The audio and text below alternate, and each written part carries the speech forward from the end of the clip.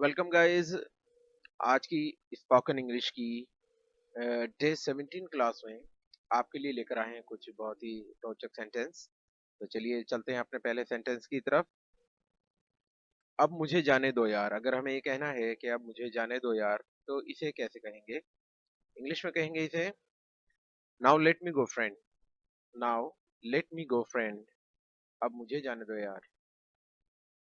दूसरा सेंटेंस देखते हैं। यहाँ से फौरन दफा हो जाओ। अगर हमें ये कहना है, अगर हम किसी पे गुस्सा हो रहे हैं और हमें ये कहीं पर कहना है कि यहाँ से फौरन दफा हो जाओ, तो इसे हम कैसे कहेंगे? इसे कहेंगे get lost at once from here. Get lost at once from here या get out of my sight. ये भी हम कह दें तो ये भी दोनों ही हम कह सकते हैं। अगला सेंटेंस देखते हैं। तुम इस तरह मुझसे बच नहीं सकते। अगर हमें ऐसा कहना है किसी को, तुम इस तरह मुझसे बच नहीं सकते, तो हम इसे कैसे कहेंगे? हम कहेंगे you can't get away like that. You can't get away like that. तुम मुझसे बच नहीं सकते। आगे चलते हैं दोस्तों। देखते हैं अपना नेक्स्ट सेंटेंस। अब आपसे कब मुलाकात होगी? अगर मान लीजिए अगर कोई दोस्त से आपसे मिल रहा है और वो मिलने के बाद अब वो वहां से विदा हो रहा है, तो आप उससे कहीं ना कहीं पूछते हैं कि ठीक है, आज तो मुलाकात हो गई, अब आने वाले समय में कब मुलाकात होगी? अब आपसे कब मुलाकात होगी? नेक्स्ट हमारी जो मुलाकात होगी वो कब होगी? तो हम उसे इंग्लिश में कैसे कहते हैं? हम कहेंगे when do I see you again. When do I see you again. अब आपसे कब मुलाकात होगी? उस समय मुझे उसका नाम याद नहीं आ सका। अगर हमें इस तरह से कोई हमें सेंटेंस बोलना है कि उस समय मुझे उसका नाम याद नहीं आ सका, मैंने बहुत कोशिश की कि उसका नाम याद आए, लेकिन उस समय मेरे दिमाग में उसका नाम याद ही नहीं आया। तो इसे कैसे कहेंगे? उस समय मुझे उसका नाम याद नहीं आ सका। इसे कहेंगे I could not recall his name that time. I could not recall his name that time. मुझे उस समय उसका नाम याद नहीं आ सका। आगे चलते हैं। थोड़ा सा इंतजार करो। अगर देखिए ये अक्सर ऐसा वाक्य है, ऐसा सेंटेंस है कि ये कहीं ना कहीं रोज कोई ना कोई इंसान को कहीं ना कहीं जरूरत पड़ जाती है। कोई काम कर रहे हैं तो हम कहते हैं जरा थोड़ा सा इंतजार करो, मैं अभी आया। यहाँ तो थोड़ी देर बैठो, मैं अभी आया। कोई ना कोई ये कहीं ना कहीं हमें कहना पड़ जाता है। तो देखिए इसे इसे कहेंगे wait a bit. Wait a bit या हम कहेंगे वेट ए लिटिल लॉन्गर। हम दोनों में से कोई भी कह सकते हैं। वेट ए बिट थोड़ा सा इंतजार करो, या वेट ए लिटिल लॉन्गर थोड़ा सा इंतजार करो। दोनों में से कोई सा भी हम सेंटेंस बोल सकते हैं। आगे चलते हैं। मुझे मत छूना, समझे? अगर इस तरीके से आप किसी को वार्न कर रहे हैं, देखिए मुझे मत छूना, समझे, तो आप इसे कैसे कहेंगे? आप कहेंगे don't touch me, understand. Don't touch me, understand, यानी मुझे मत छूना, समझे। आगे चलते हैं। क्या तुम बिल्कुल ठीक हो? अगर मान लीजिए आपको किसी से पूछ रहे हैं, अगर मान लीजिए हो सकता है कि कहीं कोई किसी को मतलब कोई इंसिडेंट हुआ और वहां पर आपने एकदम उनके पास पहुंचे जिसके साथ कोई इंसिडेंट हुआ है, तो आप उनसे पूछते हैं आप बिल्कुल ठीक हो? तो आप कैसे पूछते हैं? क्या तुम बिल्कुल ठीक हो? Are you all right? Are you all right? क्या आप बिल्कुल ठीक हैं? आगे चलते हैं। परेशान मत हो भाई। अगर हमें किसी को ऐसे एक वाक्य कहना है कि परेशान मत हो भाई, ऐसी कोई बात नहीं, हम सब आपके साथ हैं, ज्यादा घबराने की कोई बात नहीं है, तो हमें कैसे कहते हैं परेशान मत हो भाई? तो हम इसे कहेंगे don't worry bro. Don't worry bro, परेशान मत हो भाई। आगे चलते हैं दोस्तों। देखते हैं अगला सेंटेंस। कौन है वहां? अगर मान लीजिए कहीं आप अपने घर में बैठे हैं या आप कहीं पे हैं और आपको ऐसा लगा कि इस समय वहां पर कौन है, या कोई ऐसा खटका हुआ आसपास, तो आप वहां पर एकदम से आवाज देते हैं, पूछते हैं कौन है वहां? तो आप उसे कैसे कहेंगे? आप कहेंगे हुज देयर। हुज देयर, कौन है वहां, या हु इज ओवर देयर, वहां पर कौन है? आगे देखते हैं। अगर किसी ने जवाब दिया मैं हूं, तो यहाँ पर हम ऐसे नहीं कहते हैं आई एम। अगर हम कहेंगे आई एम, तो ये नहीं, इसे हम देखिए ऐसे कहेंगे इट्स मी, मैं हूं। आगे देखते हैं। इस बात से कोई फर्क नहीं पड़ता। अगर मान लीजिए कहीं कोई ऐसा वाकई आपको बोलना पड़ रहा है कि कोई कन्वर्सेशन हो रही है आपके बीच किसी दूसरे व्यक्ति के साथ, और वो कोई बात कह रहा है तो आप उसके बदले में ये बात कह रहे हैं कि अरे कहने दीजिए, इस बात से मुझ पर कोई फर्क नहीं पड़ता है या इस बात से कोई फर्क नहीं पड़ता, तो आप उसे कैसे कहते हैं? आप कहते हैं it takes no difference, it takes no difference, इस बात से कोई फर्क नहीं पड़ता। आगे देखते हैं, जो होगा देखा जाएगा। ये भी अक्सर ऐसा बोला जाने वाला वाक्य है कि जो अक्सर कहीं ना कहीं आदमी कहता है कि तो तमाम चीजें करने के बाद कहता है मैंने अपनी तरफ से पूरी कोशिशें की लेकिन ये काम मेरे अकॉर्डिंग जैसे मैं चाहता था नहीं हुआ है। अब आगे जो भी होगा देखा जाएगा, अब होने दो तो इसे हम कैसे कहते हैं? तो हम इसे कहेंगे कम वॉट में, जो होगा देखा जाएगा, कम वॉट में।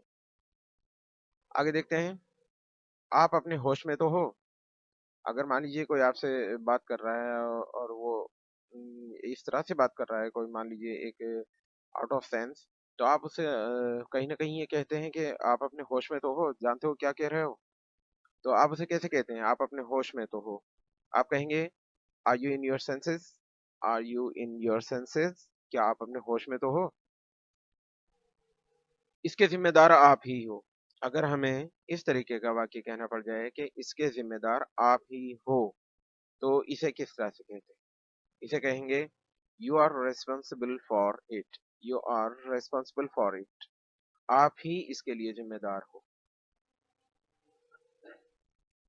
आगे देखते हैं, बस बहुत हो गया। अगर हमें ये कहना है बस बहुत हो गया, तो हम इसे कैसे कहते हैं?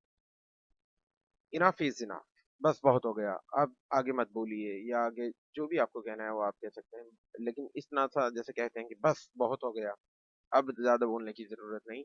तो यहाँ पर कहते हैं बस बहुत हो गया, इनफ इज इनफ,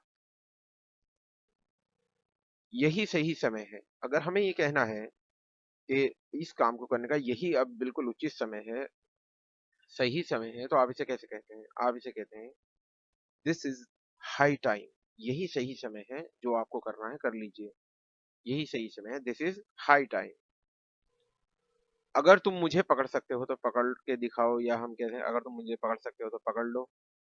या इसको मतलब ये आप किसी से, मान लो किसी के साथ खेल रहे हैं, आप अपने किसी सहपाठी के साथ खेल रहे हैं, अपने किसी फ्रेंड के साथ खेल रहे हैं, आप ऐसे कह रहे हो कि ठीक है मैं बहुत तेज दौड़ता हूँ, अगर तुम्हें हिम्मत है तो मुझे पकड़ के दिखाओ। तो अगर हम इसे इस तरह से कहते हैं अगर तुम मुझे पकड़ सकते हो तो पकड़ लो, तो इसे कैसे कहेंगे? Catch me if you can, catch me if you can, अगर तुम मुझे पकड़ सकते हो तो पकड़ लो।